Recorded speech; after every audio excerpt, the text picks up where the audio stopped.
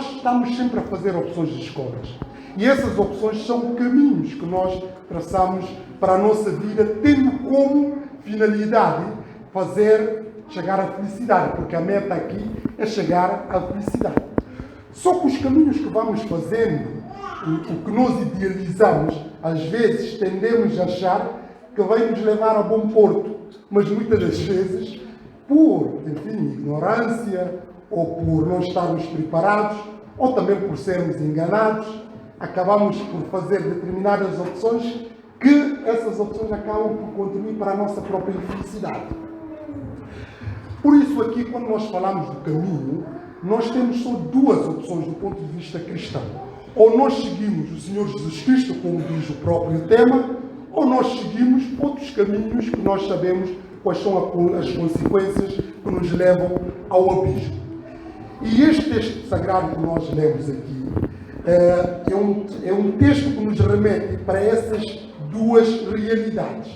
Ele começa aqui, o apóstolo Paulo escrevendo, que estava em prisão, a escrever para o seu discípulo Timóteo, que também era um jovem pastor, que certamente confrontava com os desafios que qualquer jovem, qualquer pessoa que está na juventude confronta no seu dia a dia. E estes males aqui nós vemos, estes desafios que acabam por ser outros que são na dimensão que leva à perdição e outros desafios que levam ao caminho certo.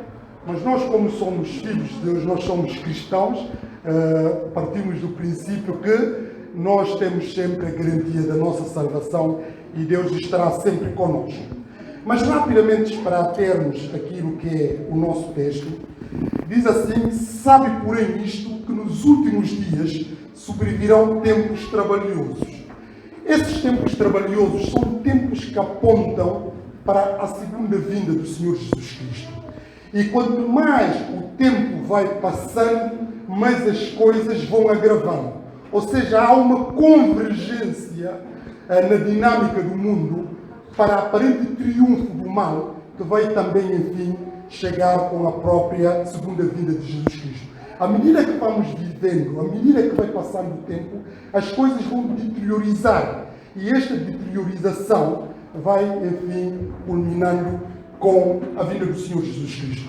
Por isso, desde logo, esses tempos serão tempos trabalhosos, tempos difíceis, tempos de grandes contradições e contrariedades. Porquê? Porque haverá homens amantes de si mesmos, avarentos, presunçosos, soberbos, blasfemos, desobedientes a pais, mais ingratos e profanos.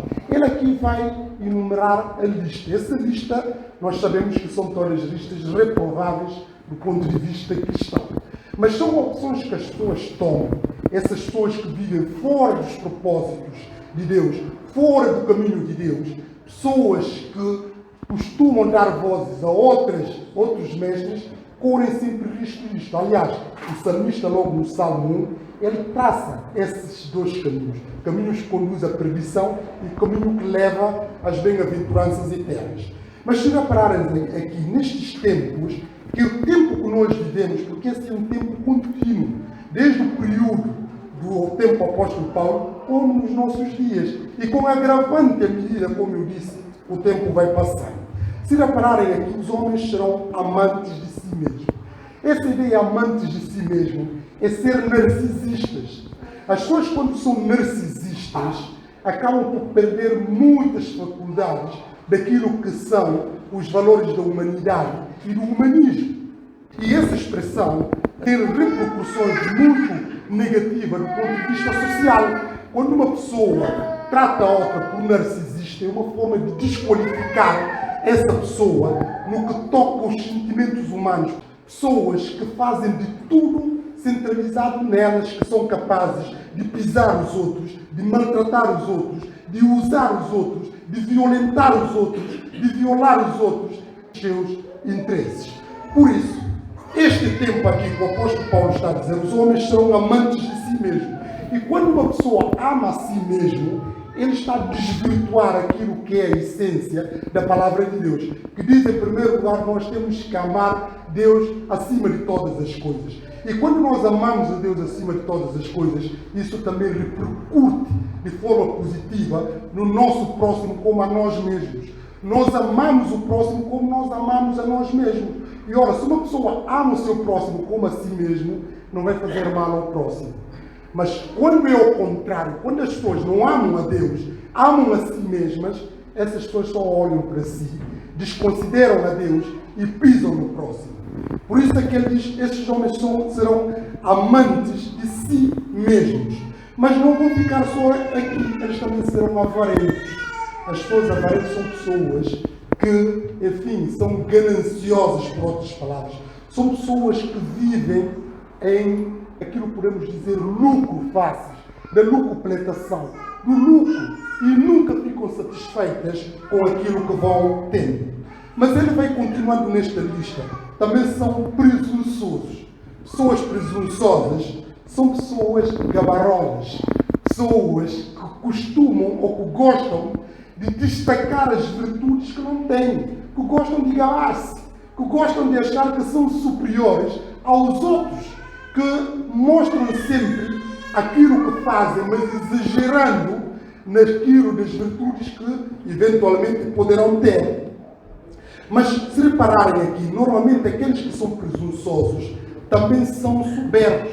Aliás, parece até determinadas situações não se consegue dissociar facilmente essas duas palavras, entre aqueles que são presunçosos e que são soberbos. Porque os soberbos são arrogantes, como diz noutra versão. Aqueles que se acham superiores aos outros. Porque se os jactiosos, aqueles que são, neste caso, presunçosos, é aquele que gosta de se gabar, de destacar as suas virtudes, de enaltecer as suas qualidades de forma exagerada. Quando faz isso, não faz de forma justa, mas sim de forma exagerada, ou que não corresponde à realidade. Mas ao mesmo tempo também aqui nós vemos que são soberbos, arrogantes. Quando uma pessoa é arrogante, é uma pessoa que desqualifica o outro. Ele olha o outro com desdém, que não tem nenhuma consideração para o seu próximo e acha o seu próximo inferior a si mesmo. Ora, quando uma pessoa vai nesta perspectiva, é muito perigosa porque abre brechas às muitas outras situações que nós vamos ver. Mas eles não ficam só por aí. Esse caminho ainda leva a desobediência, a ser desobedientes a pais e mais, ingratos e profanos. Repare, quando uma pessoa é desobediente aos seus próprios pais, essa pessoa, quer dizer, ele lança-se numa anarquia. Porque das pessoas que nós mais, enfim, respeitamos ou que temos aquela consideração mais destacada, normalmente são os nossos pais. Quando uma pessoa não respeita os seus próprios pais, quer dizer, não se pode esperar que respeite o próximo e muito menos as autoridades. Mas essas pessoas nós vemos claramente aqui que eles são desobedientes aos pais e às mães, entrando completamente com a lei de Deus, que diz que nós temos que amar os nossos pais, que é um primeiro grande mandamento com promessa: honra o teu pai e a tua mãe para que te vá bem na terra. Mas nós vemos que essas pessoas são desobedientes aos próprios pais. Mas e não só, quando uma pessoa é desobediente aos pais, é também automaticamente uma pessoa ingrata, como nós vemos logo a seguir. São ingratos, porque repare, tudo aquilo que nós somos, nós vivemos aquilo que os nossos pais, enfim, fizeram por nós, pelo facto de nos derem-nos a vida e protegerem-nos e dar-nos a educação, etc, etc. Isto falando, obviamente, nas situações genéricas, em casos gerais. Mas quando uma pessoa não reconhece isso, essa pessoa é ingrata. Essa pessoa não, enfim, dá valor àquilo de bom que lhe aconteceu. E quando essas pessoas que são ingratos aos pais, também são ingratos a Deus. Não reconhecem atos de Deus na sua vida. E nós vemos essas pessoas, tudo o que eles conquistam eles nem mencionam Deus, nem reconhecem às vezes a ajuda dos terceiros. Eles acham que eu consegui por meu esforço, por meu mérito. Nós sabemos que o mérito é muito importante, o esforço. Mas se repararem, para nós conquistarmos tudo o que nós vamos conquistar, Deus abre-nos as portas. Se Deus não nos abrir-nos a porta, nós não vamos conseguir conquistar nada. A começar próprio pela saúde. Se nós não temos saúde, como é que nós podemos fazer conquistas? Mas nós vemos pessoas E até crentes que dizem, olha, eu consegui pelo meu esforço. Mas o crente não usa essa linguagem. Tudo que nós conseguimos é pela graça de Deus, é porque Deus nos permitiu que nós conseguimos isso. Mas essas pessoas são ingratas, eles não reconhecem nem a Deus, nem os próprios pais, porque eles são desobedientes aos pais. Mas ao mesmo tempo também eles são profanos. As pessoas, quando são profanos, são normalmente pessoas que são blasfemos. E esse ato de blasfemar é ato de, enfim, adulterar aquilo que é o correto por aquilo que não é, que é incorreto. Se repararem, a blasfêmia, em primeiro lugar, atinge a Deus. E depois vem o próximo. Mas se nós vemos todos os pecados, como disse o Senhor Jesus Cristo, são perdoados aos homens. Mas a blasfêmia contra o Espírito Santo, ou que neste caso contra Deus, não tem perdão nem nesta vida, nem no além. Porque nós vemos quando Jesus falou destas situações, os fariseus disserem que Jesus curava com o poder do Belzebu. Ou seja, aqueles atos que ele fazia de bom, eles adulteravam, diziam que eram coisas. Jesus usava o poder das trevas para fazer aqueles atos. Por isso, quando uma pessoa blasfema, é uma pessoa que adultera aquilo que é o sagrado e falsifica aquilo que é de Deus para dar as obras das trevas. Isso é um pecado também muito grave. Mas nós vemos também que enfim, continuando a lista, essas pessoas também não têm afeto natural. São pessoas que não têm afeição natural. Lá está essa ideia do sentimentalismo, essa ideia de humanismo, essa ideia de olhar para o outro e ter compaixão e estar em predisposição para ajudar. Quando uma pessoa não tem essa afeição, essa pessoa é um rio de insensibilidades.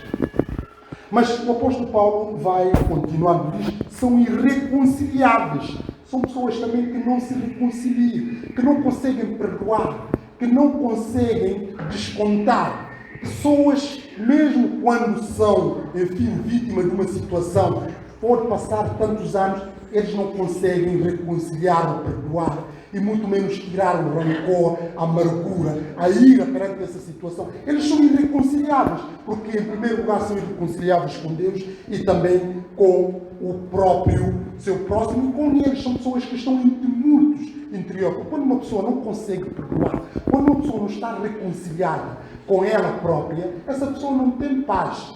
Nós sabemos que no mundo que nós vivemos, podemos ser vítimas de injustiças, podemos ser prejudicados, podemos ser, enfim, ofendidos. Mas mesmo assim, nós temos que ter a capacidade de perdoar, a capacidade de reconciliar com aqueles, inclusive, que nos fazem mal.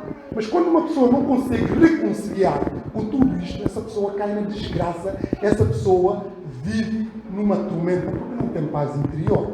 Porque perdão também é uma forma de libertação.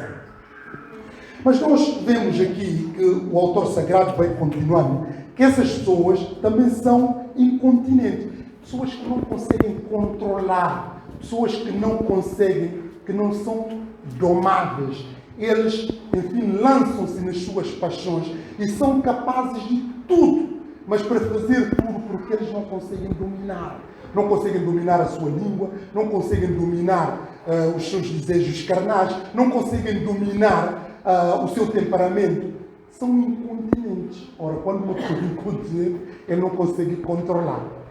E esse descontrole leva a situações complicadas e embaraçosas. Mas, além de tudo, também são pessoas cruéis. Quer dizer, isso é terrível, isso é caminho dos ímpios. Isso é caminho que leva à perdição eterna. Isso é caminho daqueles que são instrumentalizados pelo diabo, que vivem sem o acompanhamento de Deus, sem o acompanhamento do Espírito Santo e com Jesus Cristo. São cruéis, são capazes de fazer atos bárbaros, são capazes de agredir, violentar e até matar. Eles são cruéis e sem amor para com os bons, para com o próximo. Quem é cruel é uma pessoa que não tem, enfim, bondade no seu próprio coração. Mas, além de mais, eles são traidores. Se repararem aqui, a lista é interminável. Traidor é uma pessoa que passa uma imagem daquilo que não é. É aquele que faz para ter simpatia, mas depois, quando surgir a oportunidade, é capaz de apunhalar-nos pelas costas. É o que nós vemos em relação ao próprio Senhor Jesus, que foi vítima de traição por parte de Judas. Mas nós vemos também o apóstolo Paulo, se forem ver no capítulo deste mesmo livro ainda, no capítulo 4, 12, creio eu, o Alexandre Latueiro, que era um dos colaboradores no ministério com ele, traiu. E os traidores normalmente são pessoas que, enfim, ganham a nossa simpatia e depois nos fazem mal. Mas também são obstinados, orgulhosos, mais amigos dos deleites do que amigos de Deus. São hedonistas, são pessoas de prazeres, de viver prazer. Nós vemos essa máxima, viver o momento. São hedonistas, são pessoas que dão mais atenção àquilo que são os prazeres, prazeres da carne, prazeres intelectuais, prazeres da vida, enfim, prazeres da comida. E eles são, enfim, vivem-se em deleites, etc, etc. Mas se repararem, apesar disto tudo, pode parecer que são pessoas logo que se destacam, porque quando nós vemos esses males aqui, esses vícios, nós podemos cair naquela tentação que são pessoas logo que é fácil de reconhecer. Mas não, porque são pessoas que falsificam. Porque essa lista que ele está a falar, essas pessoas, algumas dessas pessoas, estavam na igreja, eram crentes, ou se diziam cristãos. Porque se repararem no versículo 5, tendo aparência de piedade, mas negando a eficácia dela. Ou seja, passam-se por serem religiosos, passam-se, usam-se capotes de cristãos, usam-se capotes de serem filhos de Deus, mas eles negam com os seus próprios atos aquilo que é a essência de ser filhos de Deus, a sua aparência. Eles, enfim, proclamam e enganam com os seus discursos, com atos de manipulação, ou com capa de serem, enfim, cristãos, de serem filhos de Deus, mas ao mesmo tempo os seus atos negam-se por aquilo que eles fazem. Tendo aparência de piedade, mas negando a eficácia dela. Destes afasta, que o apóstolo Paulo está a dizer que Timóteo afasta. Não quer dizer para não falar com essas pessoas, mas para não adotar este comportamento censurado e muito menos pactuar com isso. É isso também que nós somos chamados, os jovens. Nós temos que amar o nosso próximo, nós temos que estar predispostos a ajudar as pessoas que estão em situação de déficit espiritual, mas nós não somos chamados a pactuar com o mal, com o pecado, etc, etc. Afasta. É isso que o apóstolo Paulo está aqui a dizer. E depois ele vai enumerando como é que essas pessoas fazem de forma camuflada, até como é que atraem mulheres, pessoas que são levianas, mulheres levianas, para uma envolvência sexual, como nós vemos, porque destes números são os que introduzem pelas casas de forma sorrateira, de forma, enfim, sem darem nas vistas, e levam cativas mulheres nécias, carregadas de pecados, levadas de várias concupiscências, que, enfim, levam para a perdição. Mas nós vemos aqui no versículo 8 como Janes e Jambres resistiram a Moisés. Assim também estes resistem à verdade, sendo homens corruptos de entendimento e reprobos quanto à fé.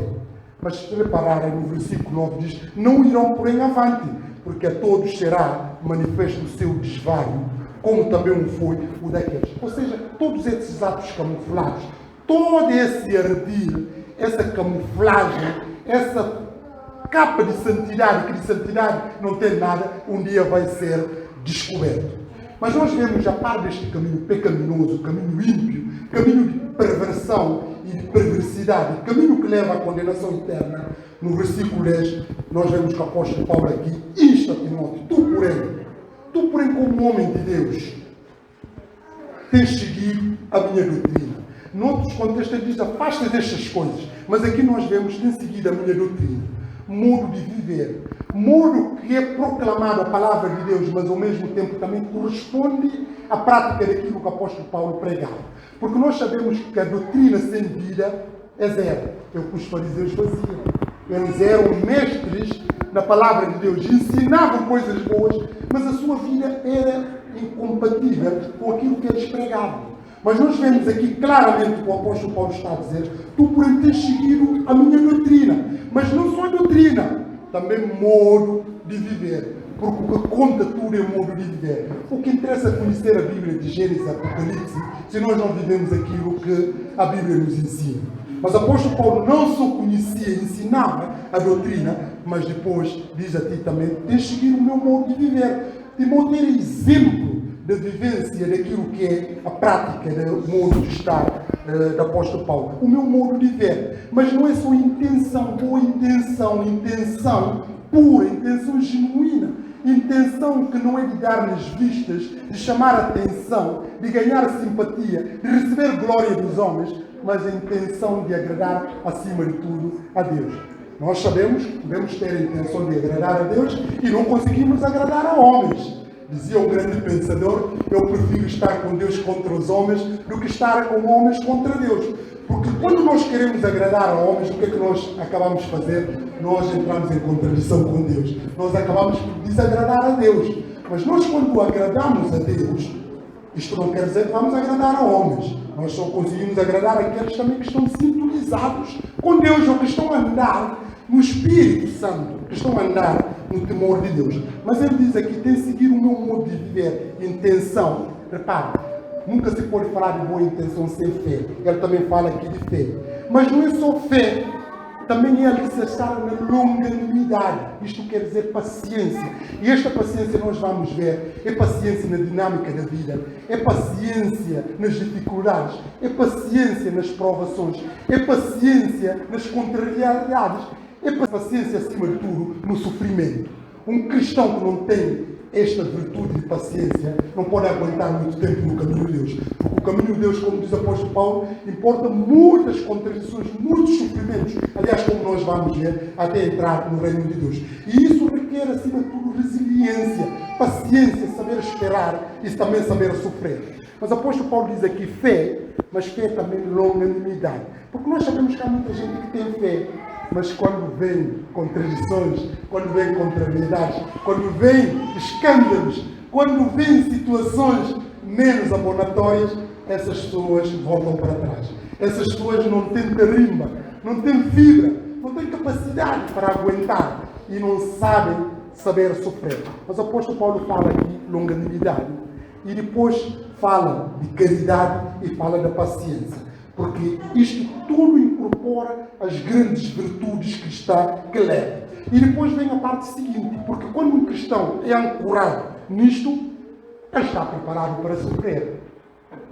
Aliás, vocês sabem muito bem, o cristianismo, a cruz, envolve sofrimento. A vida cristã, a fé que nós abraçamos é sofrimento.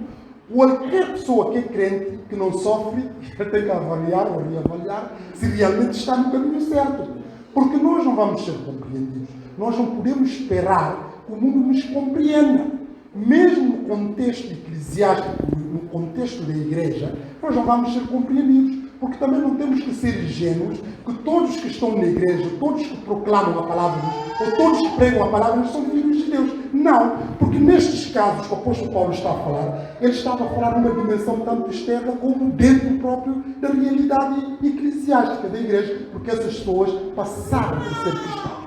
Mas nós vemos aqui, apesar de tudo isto, o apóstolo Paulo diz assim: paciência, perseguições e aflições tais quais me aconteceram em Antioquia, em Cônio e em Listra. O apóstolo Paulo enumera aqui a lista de sofrimento. Mas isso só não chegava, porque havia muitas mais situações. Mas isso o Timóteo presenciou. Ele diz: quantas perseguições sofri e o Senhor de todas me livrou. Ele aqui apoia-se no Salmo 34, de versículo, creio, 25, que diz: muitas são as aflições do justo, mas de todos o Senhor o livra. Ou seja, apesar desta caminhada que nós estamos a fazer para, enfim, a nossa glorificação, mas ao mesmo tempo também nós temos a presença de Deus. Nós estamos a caminhar com o Espírito Santo. Nós não estamos só e nós estamos a fazer esse percurso para a terra prometida, tal como Deus fez com o seu povo do Egito para a terra prometida. E este percurso leva-nos, enfim, sabermos sofrer, mas saber que Deus também vai proporcionar-nos ato de autoescape. Depois diz assim: e também todos os que piamente querem viver em Cristo Jesus padecerão perseguição. É aquilo que eu estava a dizer. Todos aqueles que são cristãos genuínos, eles vão ser perseguidos, porque se perseguirem o Senhor Jesus, nós também seremos perseguidos. Mas os homens maus e enganadores irão de mal para pior, enganando e sendo desenganados. Aqueles que enganam serão também enganados, porque eles vivem numa ilusão. Mas depois ele volta no versículo 14. Tu, porém, permanece naquilo que aprendeste e de que foste inteiramente ensinado. Tu, porém, tal como muitos de nós aqui, ou para não dizer todos, nós fomos ensinados.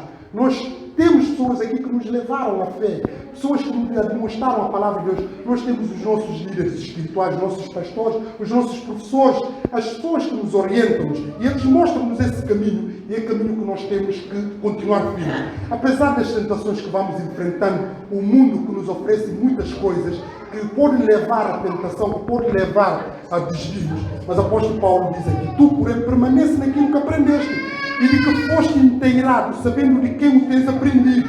Ele aprendeu da sua avó Loide e da sua mãe Eunice.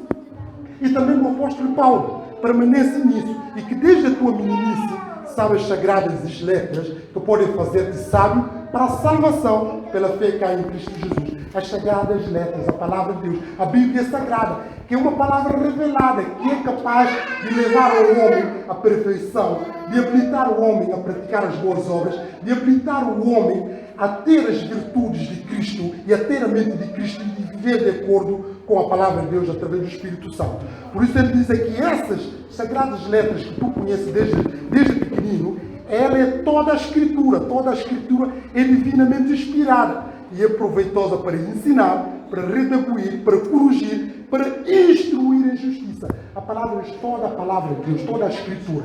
Nós sabemos que, hoje em dia, sobretudo, há uma tendência de fazer interpretação atualistas de alguns hermenêuticos ou teólogos que dizem a passagem de Bíblia que tem que considerar desadequada, que já não conta. Nós já vivemos outros tempos pós-modernos. Algumas coisas já são desadequadas. E muitos cristãos, até jovens, caem nessas cantigas, nessas falácias, nessas artimanhas.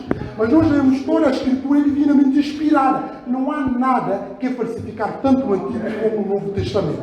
Toda a Escritura é inspirada por Deus e é proveitosa para ensinar, para redarguir, neste caso, convencer, corrigir e instruir na justiça. Para quê? Para que o homem de Deus seja perfeito e perfeitamente instruído para toda boa obra. Este é o objetivo final da palavra de Deus, das Escrituras Sagradas, para nós estarmos plenamente habilitados para fazer a boa obra, para viver na justiça. E quando nós vivemos na justiça, quando nós vivemos na piedade, quando nós vivemos no amor, então nós estamos a caminhar com o Senhor Jesus Cristo. Nós estamos a caminhar com a ação do Espírito Santo em nós. Nós somos agentes de mudança e só assim nós faremos a diferença. Que Deus nos abençoe.